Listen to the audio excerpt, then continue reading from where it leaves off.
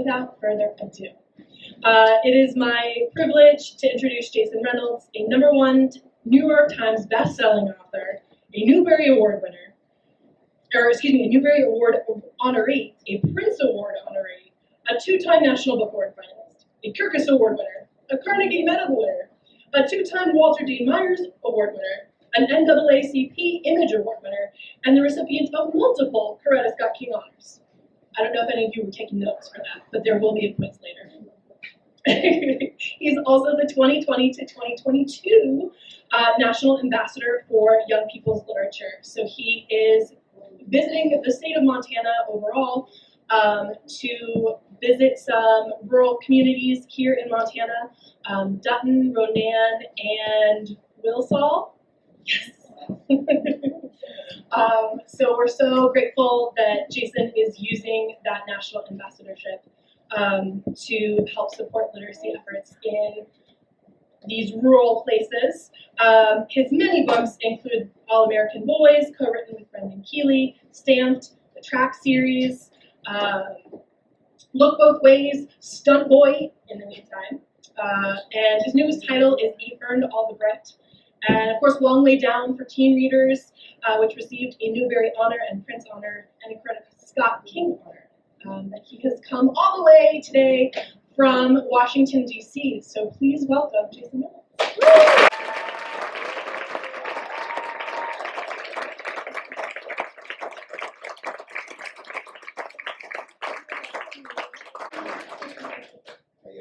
Good afternoon. We're going to do some Q&A. Yeah. Should I just give a little bit of a background about our platform and what really brought me out here? Yeah. Okay, we'll do that first, and then you and I will. All right. So, first of all, it's good to see everybody. It's cool to be here. I've never been to Montana. It was on the list that we were trying to figure out, what were the places that I wanted to go to, what were the places that I hadn't been. So it's just nice to be out here in the beautiful landscape. I've heard a lot about it. It's stunning. I am having that altitude thing, which is wild. I feel like there's kids here. If I have kids here, I would tell you what I feel like. It's wild, right? I feel all kinds of ways, but it's good. I feel good. That being said, I do want to give you a little context about why here, why this ambassadorship, what the ambassadorship is meant to do, and what my platform is. The ambassadorship has been around for at least, 15 years? About 15 years, and, most people don't really know what it is, but the simplest way to talk about it is that it's the laureate. I'm a laureate, basically, and it's run through the same laureate system as the poet laureate. Right, so we all are familiar with the Poet Laureate of America, right? This person who's supposed to be America's poet. Whenever one needs a poet, they call this person, right? And I am that person for children's literature. I'm supposed to be who one looks to when trying to figure out where we are, what's the temperature in America as it pertains to the literature for our children, which makes this job really complicated at the moment. I took it on. I was appointed in 2020, and 2 months after the inauguration, we were sort of thrusted into COVID and quarantine and all of that, which we all know was, at the beginning especially, was pretty brutal. And my job then became, well, how do you engage young people around the country at a time of crisis? I became, it's like president in the time of war, right? You become this, you take on this role, and then all of a sudden you are in conflict, and now you have to adjust everything that you had planned. A person like me always has big plans. So it was devastating for me because my whole point was to really, really serve the kids. I think sometimes you take on a big role, you take on a big title, they give you a fancy medal, they give you a bunch of press, and you don't do nothing, right? It happens all the time in leadership roles. I wanted to be clear and adamant about serving the young people of America, specifically young people who are growing up and living in rural communities. The reason why is because there are young people who are living in rural communities. And there's nothing wrong with living in a rural community. And I think sometimes a city kid like myself, you forget that there are children everywhere. Whatever your issues are with, we got all our stuff, the adults, right? That ain't got nothing to do with our children.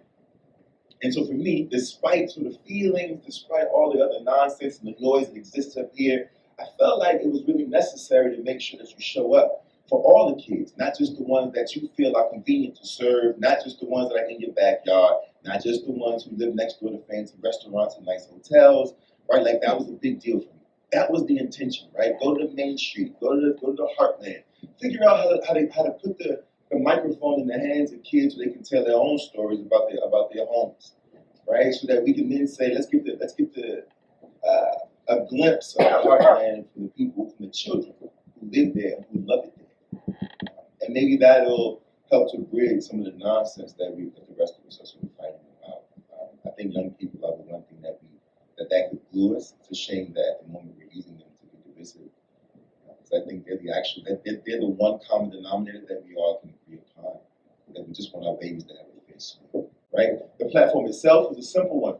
Usually, this job, the platform is the same. To encourage young people to read and write, that's pretty much baked into the position, right? I am an ambassador of literature, which means I'm supposed to sort of promote literature, right? But I find that that seems kind of silly to me, because if there are young people who are struggling with reading, if there are kids who are like, I don't like to do that, I don't want to read, I don't like reading, the one thing that you don't want to do is tell that kid that they should read, because that's just not the way young people work. If the kid says, I don't want to do it, and you say you should do it, the kid then says, I'm doubling down on the fact that I don't want to do it, right? That's the kind of kid I was, right? I was that kind of young person who did not want to read, who did not read. I'm sure some of you probably know the story. I did not read. I did not like reading. I did not read until I was 17 and a half years old. And I could read a book until I was 17 and a half years old, et cetera, et cetera, et cetera. So I understand what it feels like to not want to do that. And everybody around you, every teacher and every adult in your life, literally pressing down on you, telling you that you have to do this for all these really important reasons. Or schooling, 12, 16 years of schooling, where everybody uses books as a way to quantify and qualify your intelligence, which is tricky, creates an unhealthy relationship with literature. And if you happen to be someone who grew up in a diverse community, it was even trickier because the books rarely had anything to do with your life, right? It was really hard for me. And so my platform is to not do that. I'm not riding around the country telling all the young people who hate reading to read. Instead, what I'm doing is I'm telling all the young people in America that they have a story already, that their story that exists within them is as valuable and as powerful as all the stories in this bookstore, if not more powerful. That the most valuable and expensive thing they will ever own is that story, in hopes that if I could get them to bite down on that, then maybe the stories that exist on these shelves would be a lot less daunting and threatening and intimidating. It's simple. You come to the back door with kids. Sometimes you got to trick them. That's the way it works sometimes. And that's really the goal, to show up and be myself at all times so that young people know that I ain't nothing but a person like them. The stories that I've told and the stories that I've written are coming from my actual life. I've made up very little, right? 20 books, 20 of my personal stories for the most part, to allow young people to see that they already exist on a continuum of stories, right? It isn't a thing that's outside of them, it's a thing that's inside. If we start there, then maybe we can actually start to build that relationship. The other thing, lastly, before we get to our conversation, is that I just think we should adjust our priorities. I just think that we're so focused on making sure that young people are reading the best books. And as adults, I think that we should probably be honest about the fact that everybody in this room knows a few adults who have read all the best books. And they are not better people. They are still jerks and mean and elitist. Right? It's the truth. We only talk about, we say books will form empathy for kids, perhaps, for children. But we know as adults that is not always the case. We know a whole lot of brilliant people who read every book in here, every classic, and we can't stand to have a conversation with them. So, my theory is perhaps we should adjust just a little bit and focus more on literacy. See, I really don't care what the kids read, to be honest. It doesn't really make me much difference. Because the truth is that the act of reading develops a certain soft skill. And those soft skills that will be developed are more valuable than the information or being able to pull factoids from plot lines from 200 years ago. If you read, then you learn persistence. You learn concentration. You learn consistency. You learn patience. Right? If you read, you strengthen your vocabulary. And with a broader vocabulary, you put yourself in a position to be less violent. Right? We're human. That part is in us. We don't have to talk about it. It's in there. But if you got more language, you can put your fist down because you can express yourself. If you got more language, you can deal with all of our mental stuff, or at least we can express that we have mental stuff so we can get a little help because we have more language. Right? Furthermore, reading teaches us to listen. And the best part about that is it teaches us to listen to ourselves. Because when you are reading, it is not my voice that you hear. It is yours. And that is a valuable thing. And lastly, reading gives us a shot of imagination. Everybody in this room over the age of 20 knows that after you get past a certain age, that middle school age is tricky, gets a little funky in that middle school age, because then, I don't know what happens. I don't know if it's school, I don't know if it's community, but it seems like everything is working double time to strip you of your imagination. But imagination is literally the most pertinent, imperative tool that any of us could have, because the world is in shambles, in case you haven't noticed. And the only way for that to be fixed is for somebody in this room to imagine that there is a solution. But if you can't imagine it, then it will never exist. So to kill the imagination of a child is to literally kill the future. That's what I'm more concerned about. You can read Chaucer whenever you feel like it. You can read Shakespeare, whom I love, whenever you, and if it's classic, then it ain't going away. We have more than enough time to get there. Right now, let's focus on figuring out how to strengthen that literacy muscle so that you fall in love with the act of reading. And then Shakespeare won't be like that. Okay? That's where I'm at. That's the platform. That's the ambassadorship. That's why I'm here. Okay? I think there are about 14 different pull quotes that I want to take from that. I think one of the first things that kind of came to my mind as you were speaking, particularly about writing in crisis, is Stunt Boy. And I'm curious if you could speak a little bit more about the anxiety that Stunt Boy experiences and how that relates to your experience. Stunt Boy, that's a good question. I'll tell you, I'll give you some context around that book. Stunt Boy, has anyone read that book? It's okay if you haven't. I'm not going to quiz you. You know what I mean? So Stunt Boy was this thing. COVID happened, and I was thinking to myself, I need to figure out how to do some work. But like a lot of us, it was like a weird fog during the beginning of COVID, where like if you're a reader, it was hard to read. If you're a writer, it was hard to write. Right? It was like a weird time at the beginning of it, and I was trying to I couldn't get my, I work every day, I work very hard. I couldn't get my thing, I couldn't do my thing like I normally do. And so I was trying to figure out what to make. And I couldn't read anything because whatever was happening up here because of COVID. So I went and I bought all the Captain Underpants. Because you can read them. And because they're readable and they're funny. Right? And there's all these snobs who are like, we don't like Captain Underpants, it teaches our kids bad behavior. Meanwhile, I'm like, you haven't noticed your child is devouring these books, right? 6 in one hand, half dozen in the other, right? So I was reading all the books, and I'm reading this, I'm laughing, I'm loving what he's doing, and then I asked myself, why does he get to corner this whole part of the market, right? This is the conversation I'm having with myself and imaginary, Dave Pilkey, right? Why do you get to just take all it? Because he owns all of that market, right? It's a true thing. And he deserves it, by the way. This is an homage to Dave Pilkey. This is not a slight. This is me saying I take my hat off to you for inventing and creating something that is infectious. That is a hard thing to do. So I started writing Stunt Boy, and originally Stunt Boy was a young adult novel.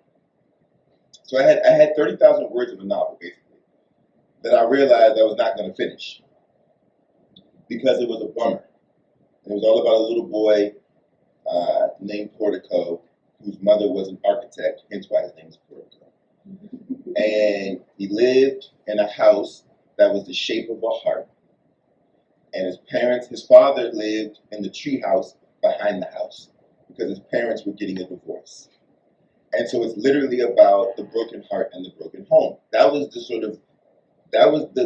conceit for what eventually became Stuntboy.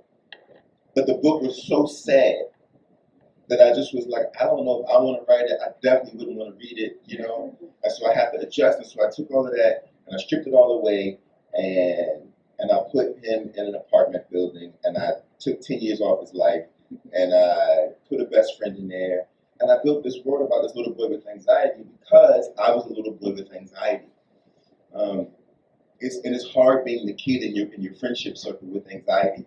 Because I grew up in the city with a bunch of knuckleheads, and I was always the one like, are you sure we should do this? Right? Like, I just don't feel right about it, right? But all my friends are like, come on, man, you always back it out. And I'm like, because my body feels like all of my senses are saying something is wrong, right? And so I was that kid. I was a sensitive boy. I was a knucklehead too, and I had all of that other stuff too. But I also was a sensitive kid with a lot of things.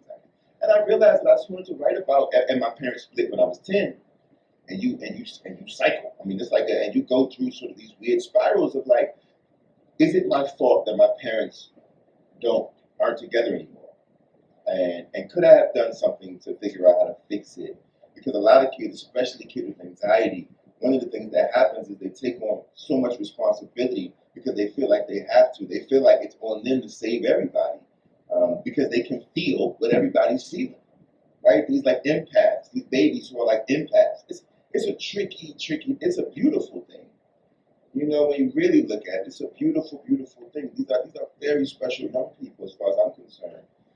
But if it's not managed, it can really be damaging and harmful in other ways, And so I wanted to tell all of that and write all that in a really silly, funny story about a little boy dealing with his parents' divorce. It doesn't sound funny, but it actually is. If you have read it, please vouch for the humor in the book. Can confirm. The next one comes out at the end of the year. I turned it in yesterday. So. All right. Well, I want to know more about that in just a minute. But I heard a rumor that you might be doing a podcast. And Country Bookshelf just started a podcast.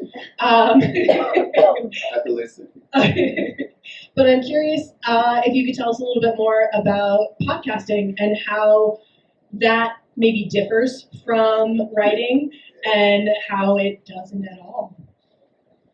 So I have this podcast. It's coming out in July. It's only 4 episodes because podcasting is hard.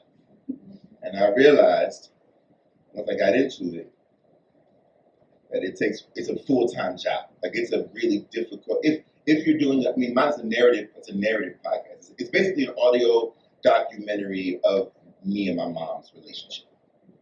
And like the ever evolving sort of, and anyone who knows me, if you Google me, don't, but if you do, it's gonna be like Jason Reynolds' mother. It's all this stuff about my mom because I'm like one of these people who is just like it's kind of I'm like a wild mama's boy, like a real mama's boy. Not the kind that's like, annoying to date. Not that kind. You know what I mean? Because there is a line, there's like a line, you know what I mean? It's not like Oedipal, it's not that kind of thing. But I am like a person who recognizes that he was raised by like this incredible person. And every day that becomes clearer and clearer. That this person who raised me is incredible in a lot of ways. Right? She's 76 years old. And she's amazing. And so I was offered Radiotopia. Was like, oh, do you want to do a podcast? So what happens is like you become some quote unquote somebody, and then everybody just is like, we love to do whatever you want to do, right? And so I was like, well, this is an opportunity for me to use their resources, like producers and all this stuff that they have, to create an archive of me and this wonderful person whom I love so much, so that when she's gone, I have the thing. It just so happens that you all are going to get to hear it. But really, I was like, this is backdoor. This is going to be really a thing that I can have so that when she's gone, I can listen to her voice and we can have these full conversations and us, doing this thing. But to make it, it's hard because I mean the interviews and stuff with my mom are great, right? It's easy. We do it all the time. My older brother's in it. My little brother did the theme song. It's really awesome. But then you have to sort of build the narrative around these interviews, and that's not like writing a book. And I thought it was because I'm used to writing like 100,000 words. Like, oh. So they're like, you're gonna have to write, 8-9 pages of script. I'm like, but that's literally for me nothing. I'm like, this is stuff I can do this in my sleep. Like this is nothing. Until it came time to do it, and I realized it requires a whole different muscle, right? A prime example is that like when I'm writing a novel, you don't know what the novel's about until chapter 2, chapter 3, right? Novels unfold, right? That's the reason why young folks be having a hard time, but you gotta stick in your chair. You're gonna get there. It's gonna unfold into this world that you're building, right? In podcast land, you gotta if y'all can listen to podcasts, you'll notice now that I've said it to you, at the beginning of your podcast, they say, this is a podcast about, right? That's something that I would never think to do in a novel because we just don't do that, right? Like it's just not a thing that you do when you're developing a plot. There's literally an art, right? So you don't start here, right? You start down here and you slowly build. But in podcasts, you say, my name is Jason Reynolds, and this is a podcast about me and my mom, and then you get into the show, which is so strange, but it makes so much sense when you do it. But it's a muscle I just haven't developed, and so it's been humbling to say the least. But it's gonna be good. It's coming out soon. They're premiering it at Tribeca in a couple of weeks, in 2 weeks. Everybody's in it. LeVar Burton's in it. Like everybody's in it. It's so cool. That's amazing. I appreciated your point about using the different writing muscles. And some of your books you have written with other people, including your most recent, Ink Burned on the Bright. And you've also written so many styles in terms of novels and poetry and nonfiction and all of that. So I'm curious how many writing muscles you have. A lot. You know what it is? Here's my theory. My theory is the more arrows you have in your quiver, the more likely you are to hit the quiver.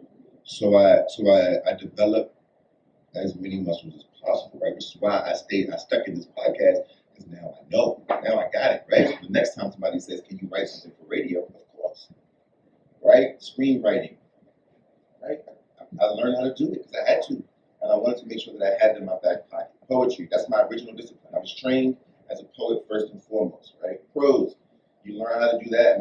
That I developed on the fly while working through things, right? And then you got styles like, you got verse, but you also got a vignette, you got short story. It took me a while to figure that out, but I figured it out because I don't want anybody to ever say, one, because I was raised by these strange, my parents were interesting people, and they're the type of people who would never want anybody to say that they couldn't do something. When it's all said and done for me, I don't want nobody to say, yeah, but he couldn't write a short story. It's like, all right, we'll see. Or one of the funniest ones when I was writing the track series, even that, right, a series, right? Then there's like Spider-Man stuff, which is just weird. Like, do you call it basically speculative fiction to write for Marvel and do the superhero thing, right? I'm working on, I don't know if you know this. Oh, you do. Oh, you don't. You don't. I'm working on, it's not announced yet, I shouldn't say it, but I'll say it. It's not with y'all though, it's with Marvel. I'm working on, they've asked me to develop my own superhero, my own comic. It comes out next year too.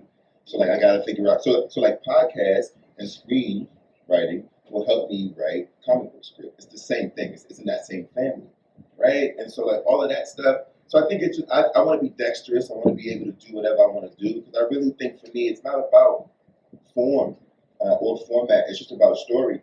And so my ability to sort of build language in all these spaces, as long as it gets to the story, I just want to always get to the. I grew up. I was a songwriter as a 19-year-old. I used to work for Puff Daddy, which is a whole other story. But I'll tell you another time. It's true though. So like even songwriting, like everything, I love language. There's a tattoo on my hand of the number 26, and that tattoo is a reminder. Every day I look at it because it's on my hand.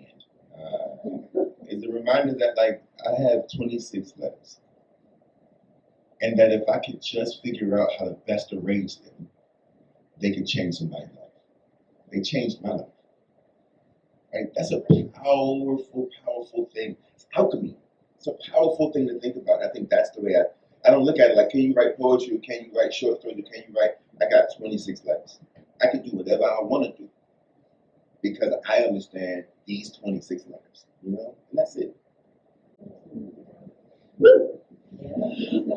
Well, I might actually poll the audience. Does anyone have a question? Yes. Please, give me 1 second. Give me the air, the K in there. I'm fine with that because it's great. I'm sure you all don't feel anything. Meanwhile, my head is like, it's so weird, right? I'm like, and I should feel similarly immersed should we visit Washington, D.C.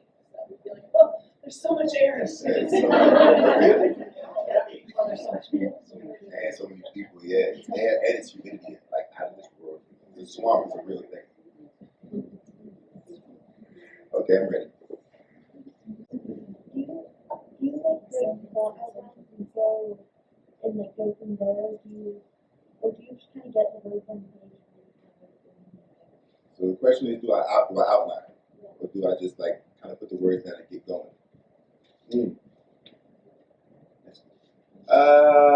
I'll tell you this.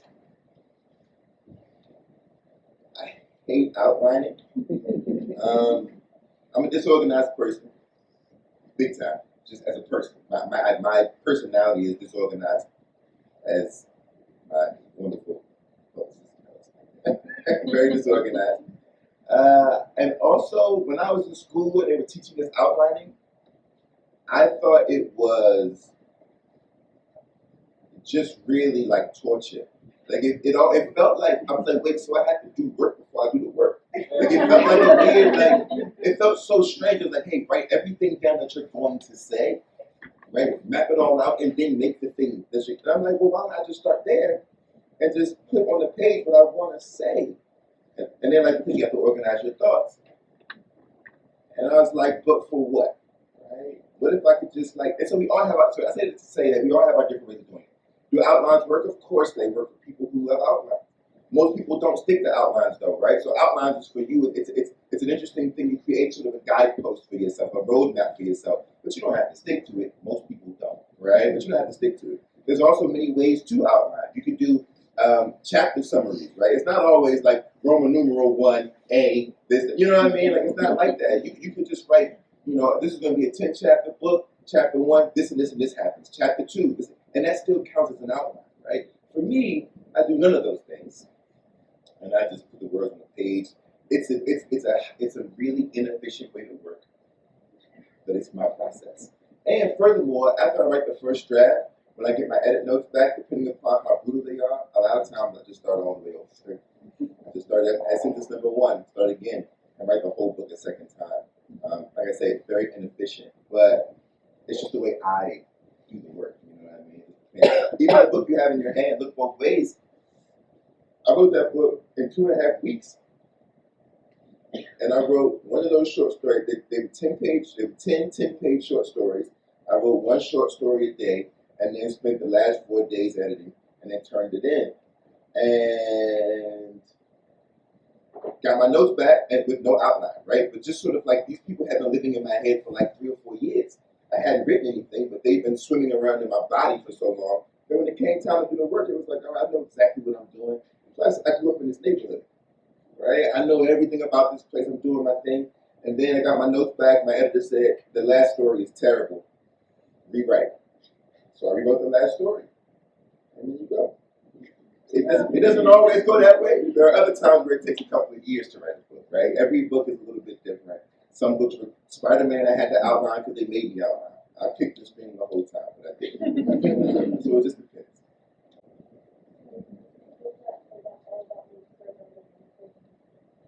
Yeah. I wrote it in 2 weeks, but don't be, you know, I say that to say, because I regret saying that. I say that.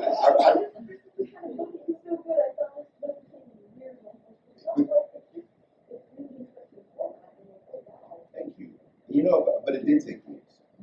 But it did take years. It took 2 weeks to write it, but it took years to sort of develop that story, right? Years. I mean, you figure this is stuff that happened to me in my childhood. I'm 40, so we talking about that happened to me 30 years ago. So it technically took me 30 years. It took me 30 years in 2 weeks.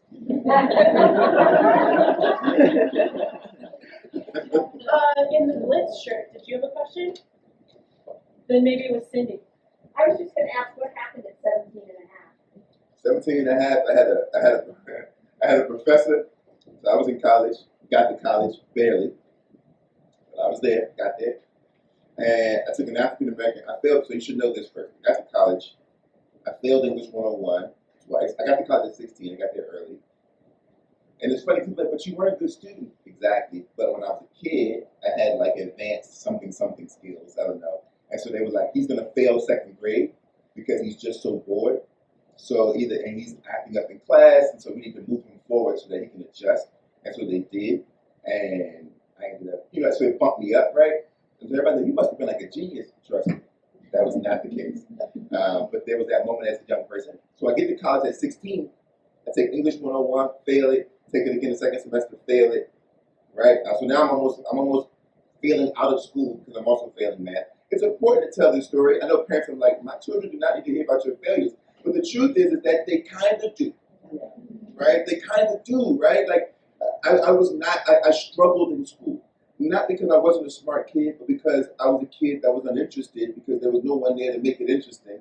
And furthermore, I also learned a little differently, and no one wanted to sort of address those issues at the time, right? So I ended up taking an African American literature course because I had to. It was next on the list, right? I get to class. I'm sleeping in this dude's class every day.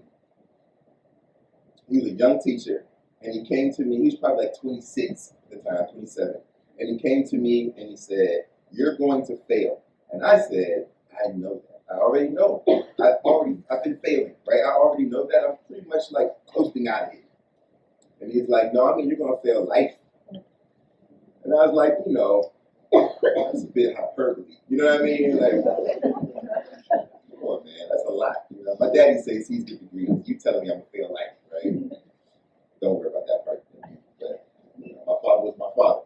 And so he basically said, "Why won't you read?" And I gave him a spiel and told him, like, for what? Every single person in my life, every teacher told me that reading was about sort of these letter grades. Reading was how we sort of assessed you, right? It's weird when you really think about it. Like, reading was sort of how we separated people, right? It's just, what do you mean you haven't read so-and-so? What do you mean you don't know Macbeth? What do you mean you don't like To Kill a Mockingbird? It's a classic. What do you mean you haven't read Great Gatsby? Right? Like this, like my whole school career is like, we have to read these books because, and I think that like, to some extent, it's like we have to read these books to give young people the foundation of American literature. And then so sort of this other side of it, even though there are all these books missing from in that landscape, right? Like whose classics are we talking about here? And then there's this other part of it that says like we have to give young people the books that they'll need to bring up at dinner parties and job interviews. That they're just gonna have to know, right? Right? The books that everyone will pretend to have read and no one will have read. So right? It's a real thing, right? And so I'm like failing and I'm struggling and I'm telling him all this.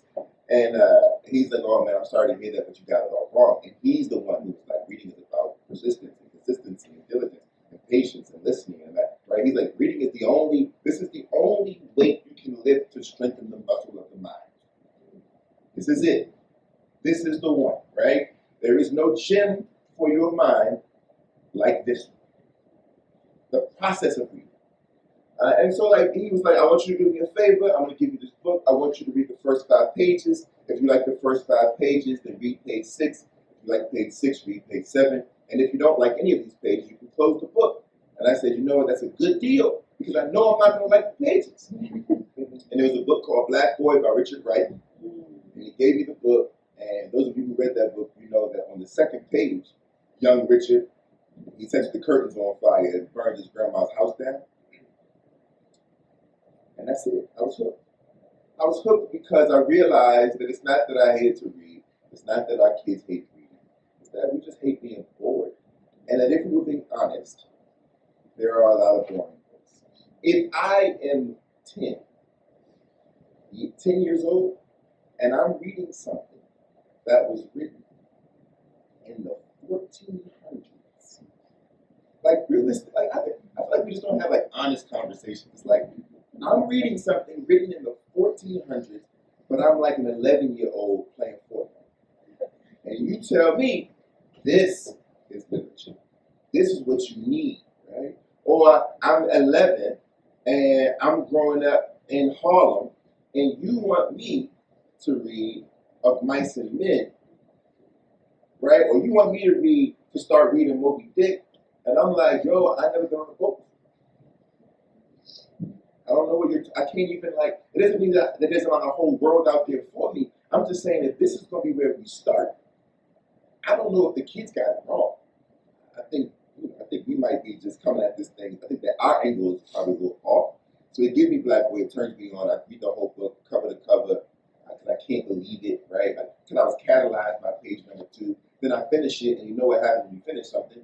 You become addicted to finishing things. And so then I went back and I started to read all the books I was supposed to read, most of which were pretty good, right? Like, truth is that To Kill a Mockingbird is a pretty good book, right? Like, especially given the context of the time in which it was written, right? The Color Purple, a masterpiece, right? Like, so I'm reading all these books and I'm like, this is actually, I can't believe I missed this in middle school and high school, right?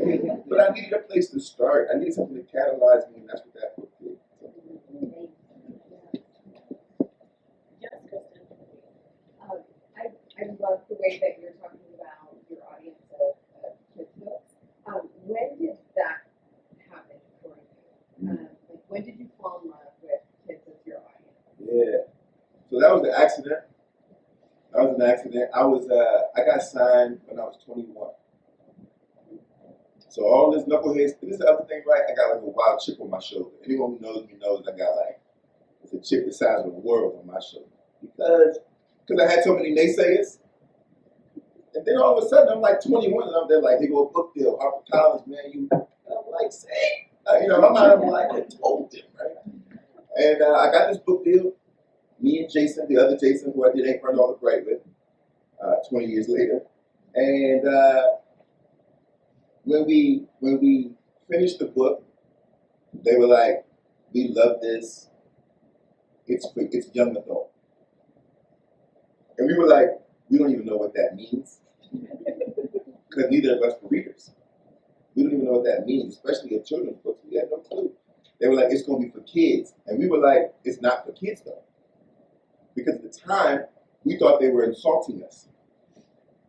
And we were like, it's not for kids. Like, we are adults, right? Of course, now with a little distance and perspective, we realize that the reason they categorize it as young adult is because the voice of the book was young because we were young adults.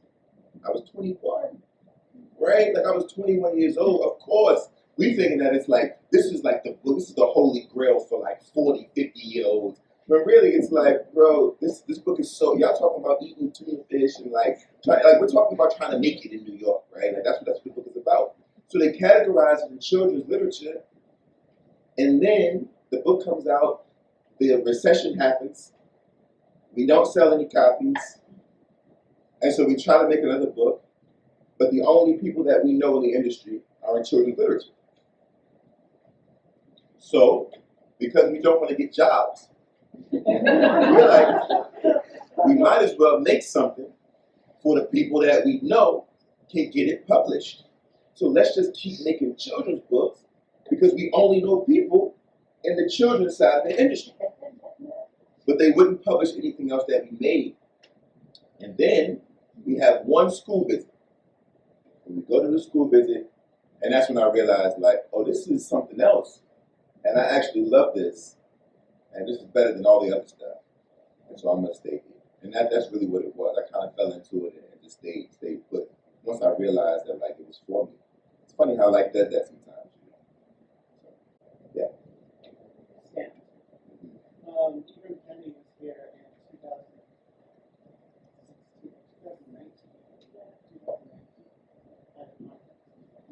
Yeah. And his book stand from the beginning. And how to be an anti-racist has just been released only 2 months later. And we talked about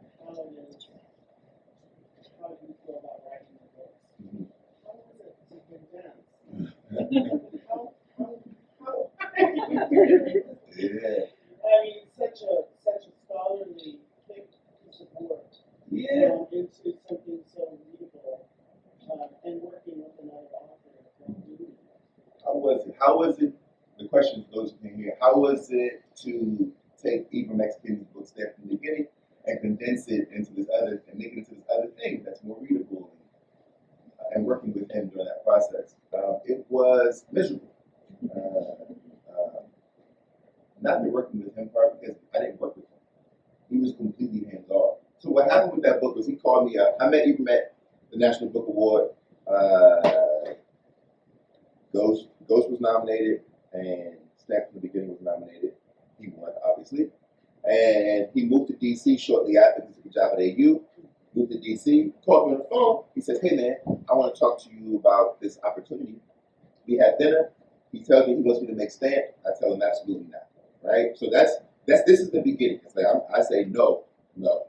And he's like, "Why not? Why not?" And I'm like, "Brother, because my mother raised me to believe that it's best to leave well enough alone. And stamp is well enough." That book, for those of you who haven't read his version of that book, it's a masterpiece.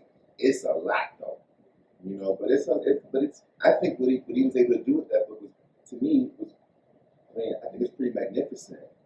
Agree or disagree, what he made as a thing, I think is magnificent. So I said no.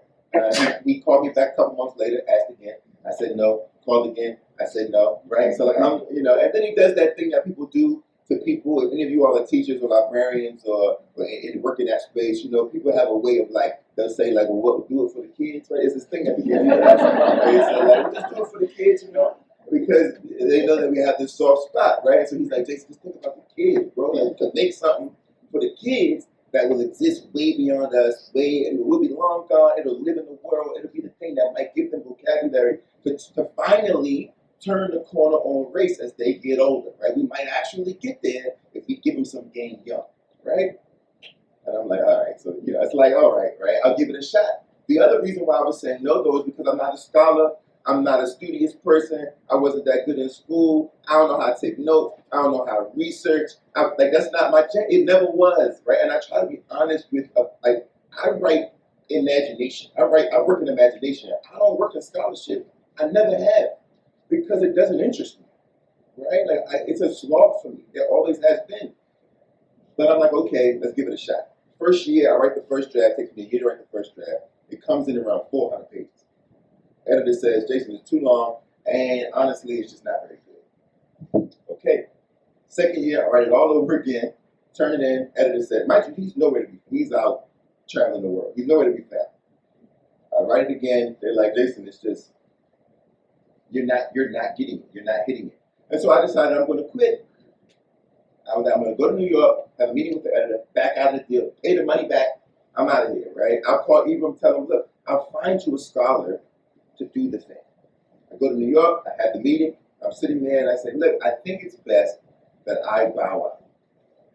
And they say, "For what?"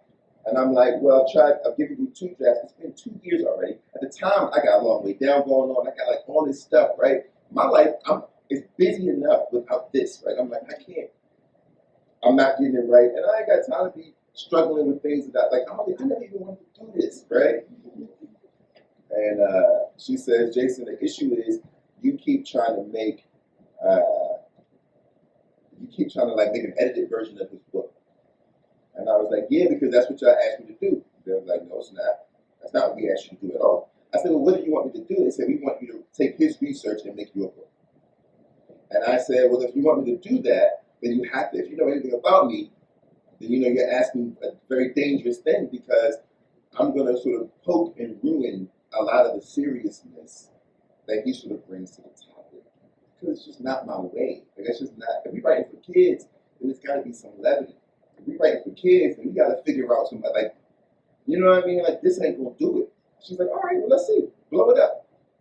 Explode his work. Do what you want to do. Right? No holds barred." So I called my mom on the way back on the train. I called my mother, and she's like, "Did you quit, baby?" My mom is always super supportive of everything. Right? "Did you quit?" And I'm like, "No, I didn't quit." And she said, "Oh, that's good.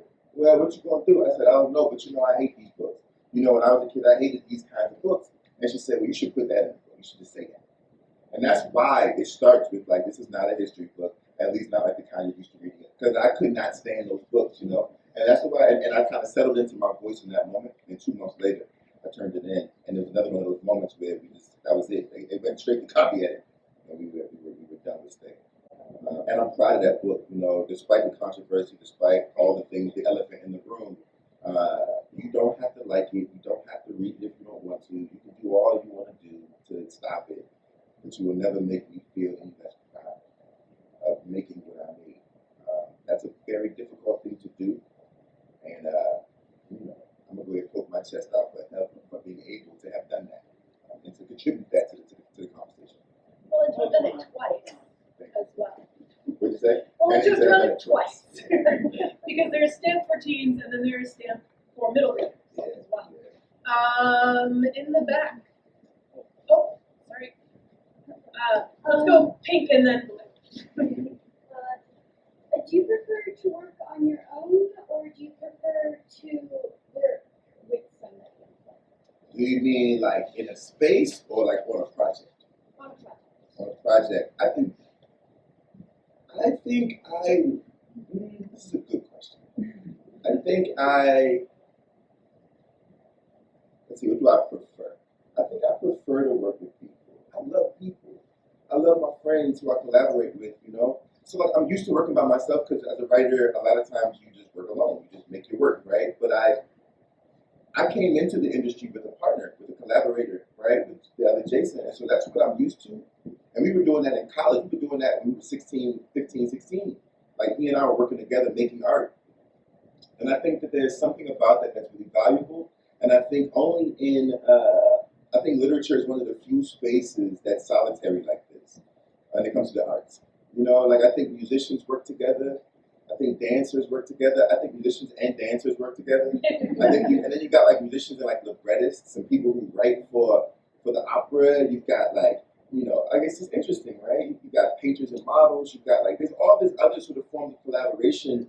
But in literature, it seems to be so sort of isolated. And I don't know that it always has to be.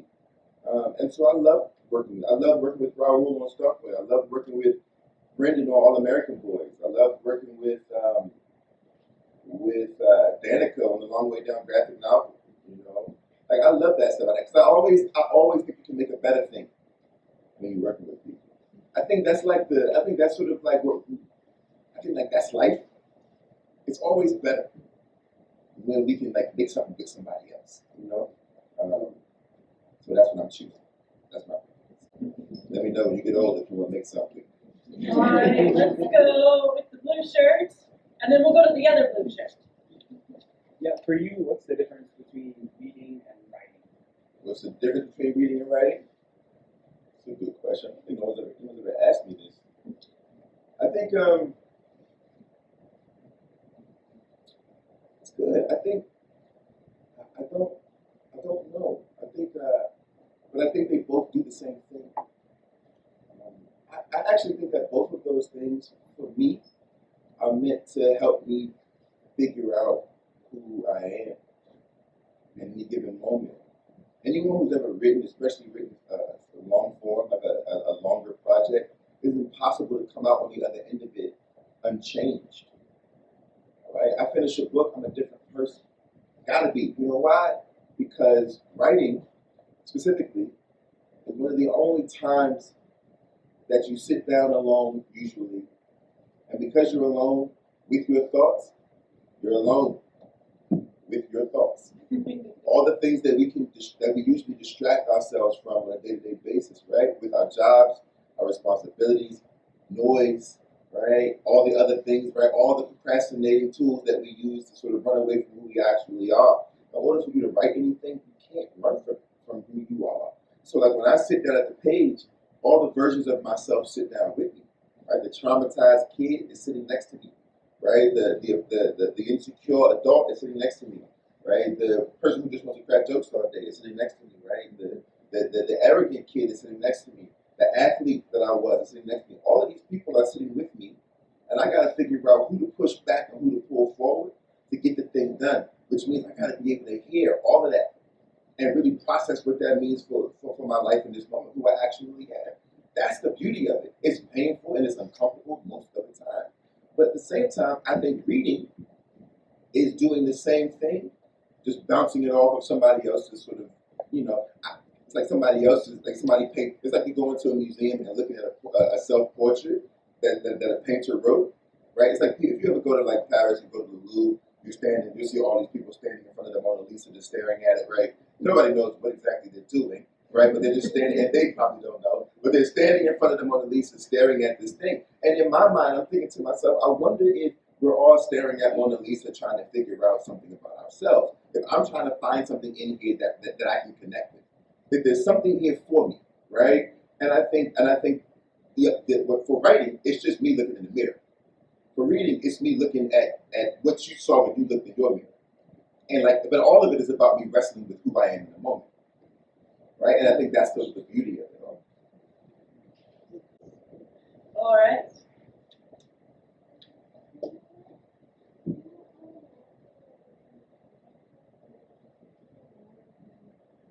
Would someone mind amplifying that question? Do you know right away what you're going to title your book, or does it take a while to come up with the title? That's a good question. Usually it takes a little while, but not every title sticks. Most of it do these days though. I think Ain't Burned All the Bright was originally called. It was called Oxygen Mask, I think. We wanted to name it In Through the Nose, Out Through the Mouth at one point. I had a bunch of titles. Yeah, none of them worked very well. So when you get the titles wrong, when you pitch a title, there's another person, the editor, who is like, sometimes she's like, this is great, and sometimes they're like, the title's not working. We got to figure out a better title because it has to be a good enough title to sort of spark your attention. And so Ain't Burned All the Bright, which is a line, sort of a line in the book, is what we went with. I remember, I think I Look Both Ways was called something else too. I can't remember what you know, Lisa. It was called something else.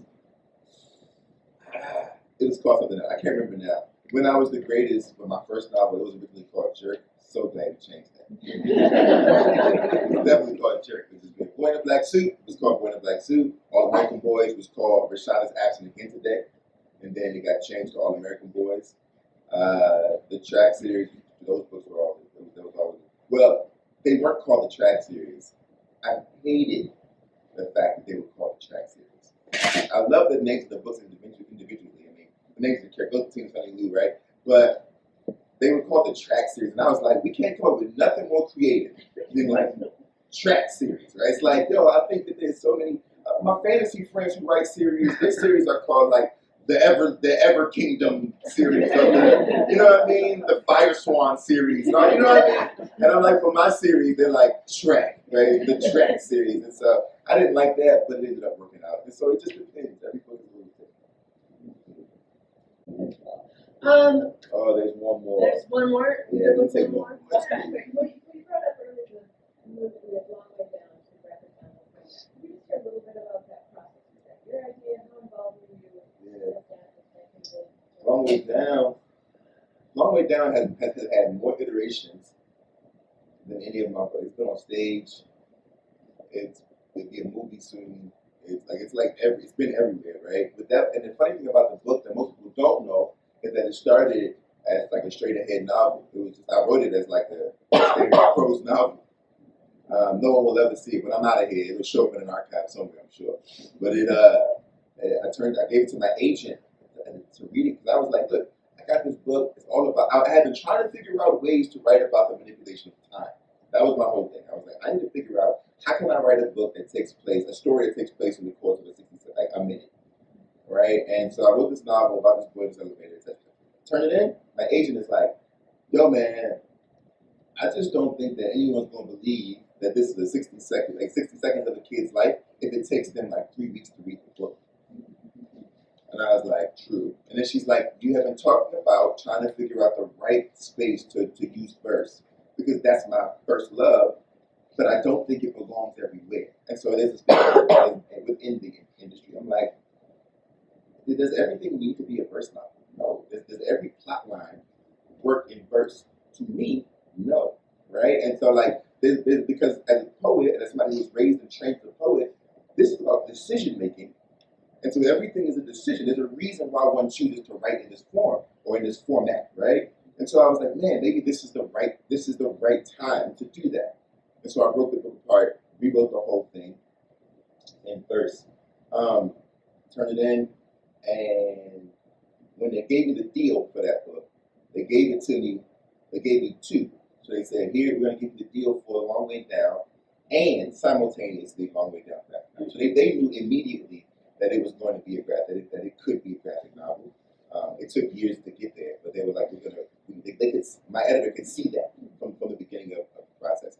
When it came down to the graphic novel, I had to go into the office. They had all these artists that they had pulled, because I'm real particular.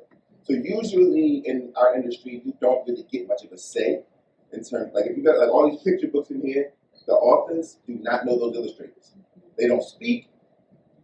They usually never meet unless somebody wins an award or something. Like it's very separate. I've been very fortunate to have I have a little more. They've given me a little more power over the years, and so I actually have a lot of say in terms of who I want to. Raul I chose, Brendan I chose, Danica I chose. Right, I got to Jason I chose. Right, I get to kind of be and make those decisions by myself, which is a no-no in our industry, but I feel very grateful for that. And so I come to the office. They have all these artists to show me, because I'm real persnickety about my stuff, my work. Right? My name is on this. And so I'm looking through everybody, and they're showing people, and there's one, and it's all watercolor. Right? Because at the time, everyone was doing really sort of dark lines, or it's like over animated, like over sort of like cartoony, looks like sort of Marvel stuff. And I was like, I don't want to mix up. I mean, if you know my track record, if you've seen my stuff, you know that it's always about pushing the line a little bit and doing something that maybe we haven't seen this way. Right, pushing it and say like, what if we could think of a graphic novel this way? What if we could think of 3 sentences like Anchor and All the Right? What if we like? How can we as writers remember that we're artists and that it's our job to be creative and to push ourselves to make new things, or at least new versions of old things, right? And so I'm looking at the artists. I'm not impressed, but there is one that's using all this watercolor stuff, and it's bleeding all over the place, and it looks ghostly because there's no hard lines. And I'm like, let's see more of her work. So we look at some other stuff, and I'm like, let's see if she'll take it. I just knew it. When she accepted the gig, which she wasn't going to, because she was like taking a break, she had a baby or something, there's all this stuff going on. But she accepted the gig, and they said, do you want to have a conversation with her? Do you want to kind of work through this and a third? And I said, absolutely not. Because I just don't believe in that. I believe that to be a good collaborator is to trust the person that you're collaborating with. I wouldn't collaborate with you if I didn't trust your ability. But I trust your skill, I trust your ability. I've seen enough of your work to know that you got an eye, you got taste, you got perspective, right? You're gonna be careful with my work, right? And I'm gonna let you do this is your interpretation of this thing I made. I don't want nothing to do with it. Just call me if you have questions about language, questions about cultural stuff, right? These are like sticking points, right? But everything else is on you. She turned it in. I saw like 10 pages at first to see like the direction, and I was like, "That's good to me." She turned it in a couple months later, and I thought it was a masterpiece. I thought it elevated what I made, and I'll be forever grateful.